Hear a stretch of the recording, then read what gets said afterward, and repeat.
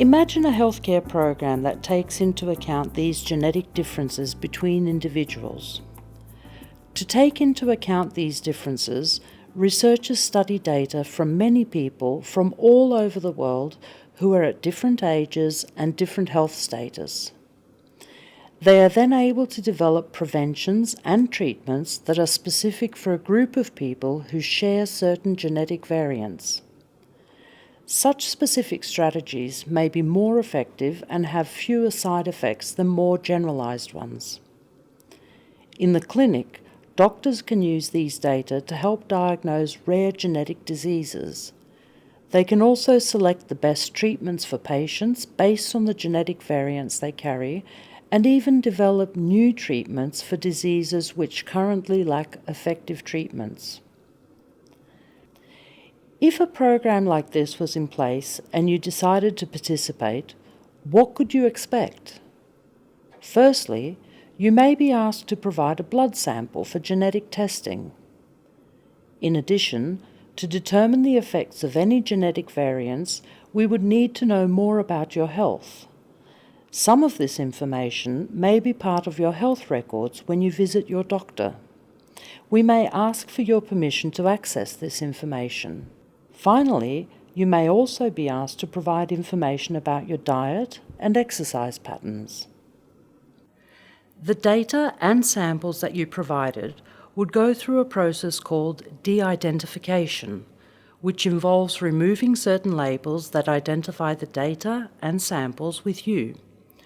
These identifiers include your name, NRIC, and address. Afterwards, the de-identified data would be assigned a code and stored on a secure server with restricted access. In the same way, any samples would be de-identified and coded, then stored in a secure facility that would be accessible only by authorized personnel. Only qualified researchers would be able to access the coded data. They would have to explain how they plan to use the data. A trusted group of people would make sure that their plans were ethical and scientifically sound before granting access. The researchers would access and analyze the data only on specific computers and could not download the data for their own use. If they violated these rules, they could lose access or even be prosecuted under Singapore law. One of the major uses of the data is to find new, more specific treatments.